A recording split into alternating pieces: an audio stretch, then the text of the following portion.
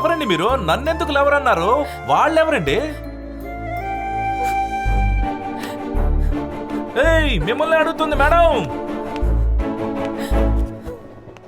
అయ్యో, ఎందుకండి ఇలా ఏడుస్తున్నారు? ఓ పెద్ద కథే ఉన్నట్టుంది. అయ్యో, ఎక్కడికి పోయిందబ్బా ఈ పోరి?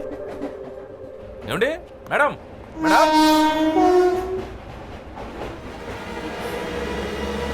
మేడం, అయ్యో మేడం, ఏం చేస్తున్నారు? సూసైడా? నా మాట వినండి, ఆత్మహత్య చేసుకోవడం మహాపాపం, నరకానికి పోతారండి. మేడం, నా గురించి కూడా కొంచెం ఆలోచించండి. నన్ను అందరి ముందు చాలా గొప్పగా ఎవరని చెప్పారు కదా మీరు. ఇప్పుడు మీరు ఇక్కడ నుంచి దూకేస్తారు, ఎప్పటిదేనో నేనే మిమ్మల్ని దూకేసారి ఫిక్స్ అయిపోయి బొక్కలో పెడతారు. ప్లీజ్ ప్లీజ్ అర్థం చేసుకోండి. మీది ఎలాంటి ప్రాబ్లం అయినా నేను సాల్వ్ చేస్తానుగా. మాట్లాడుకుని పరిష్కరించుకుందాం రండి. ప్లీజ్ చెయ్యవండి, ఇవ్వండి, చెయ్యి ఇవ్వండి చెప్తాను. నన్ను నమ్మండి, ఇవ్వండి.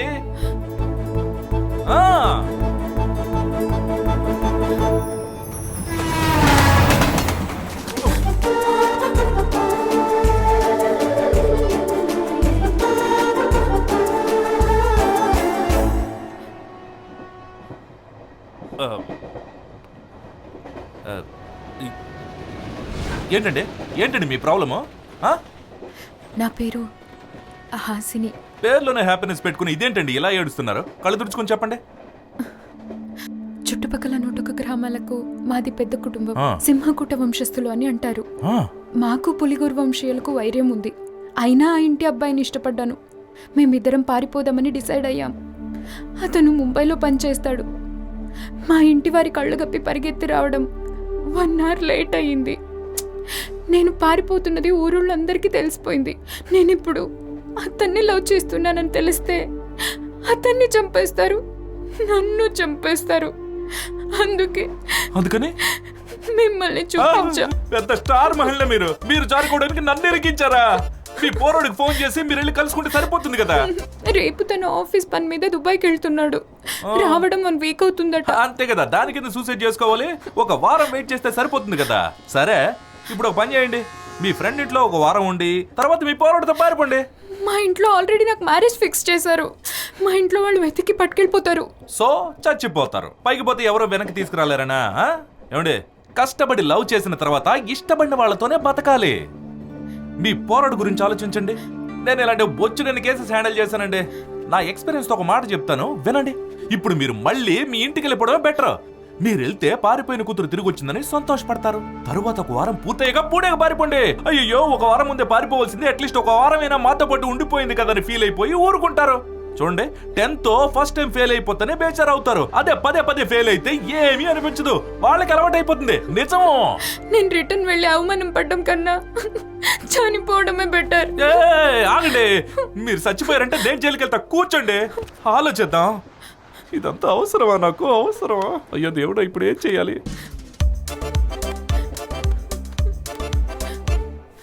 ఏమండి, దేవుడు మీకు లాస్ట్ లైఫ్ లైన్ ఇచ్చాడండి. నిజాయితీగా ట్రై చేయండి.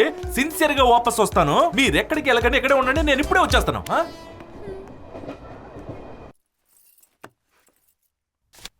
హలో, ఇంత త్వరగా చేరిపోయావా? మా ఇంకొంచెం లేట్ అవుతుంది కానీ ఇప్పుడు నాకు ఒక డౌట్ ఉంది, క్లియర్ చేయ. చేరక ముందే డౌట్ ఏంట్రా? చెప్పు.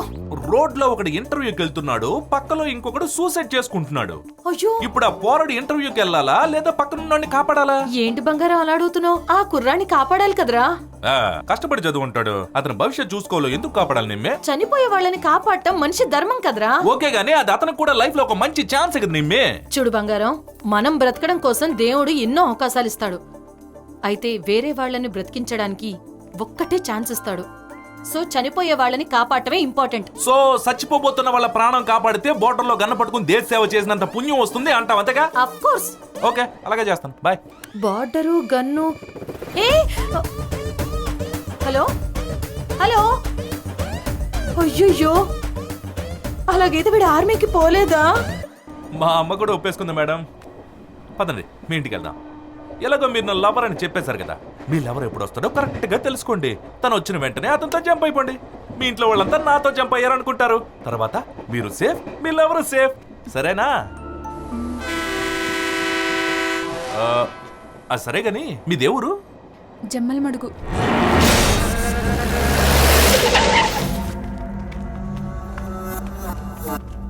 కాసులిస్తాం భూములు ఇవ్వండ్రా అంటే ఎవర్రా మీరంతా?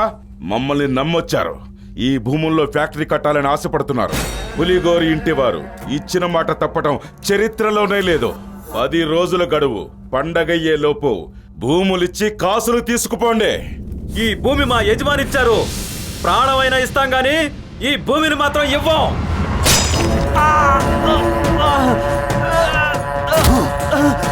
రేయ్, ఆ దేవుడి దగ్గర తలెత్తి మాట్లాడు, కానీ మా తాత దగ్గర కాదు. ఒకవేళ ఆ దేవుడు క్షమించినా నేను క్షమించను. చందు, వదిలే.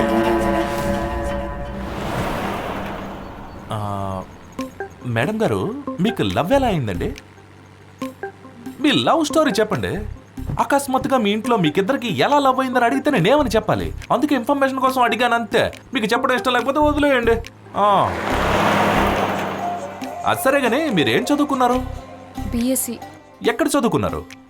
వరంగల్. వరంగల్ మన బెల్ట్. సరే, నేను ఒక కథ చెప్తాను వినండి. ఫస్ట్ టైం కాఫీ డేలో చూసా, తర్వాత బస్సులో చూసా, థర్డ్ టైం బస్ స్టాప్ లో చూసా. అయితే మీరు నన్ను చూడలేదు. అయితే ఒకసారి వర్షం వస్తుంటే గొడుగు తెచ్చిచ్చాను, ఇంకోసారి బ్యాగ్ మర్చిపోయారు, బ్యాగ్ తెచ్చిచ్చాను. మీరు థ్యాంక్ యూ అన్నారు, నేను ఐ లవ్ యూ అని చెప్పాను. స్టార్టింగ్ అన్నారు, తర్వాత మళ్ళీ అన్నారు. హలో, బస్ లో ఉన్నారండి, ఇంకొచ్చేస్తున్నారండి. ఆగండి ఆగండి, బస్ ఆగుతుంది, మళ్ళీ ఫోన్ చేస్తాను.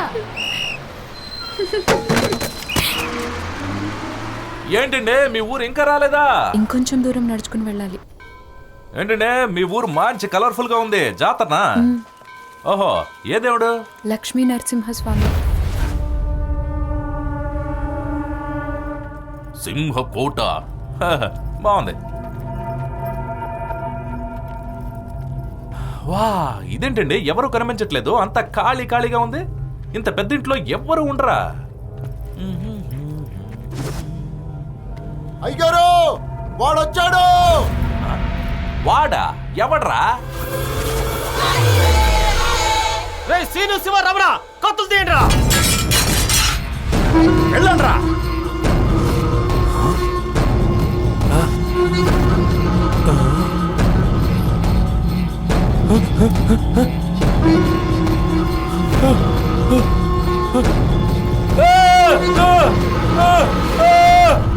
ఆగండ్రా. రాయ్.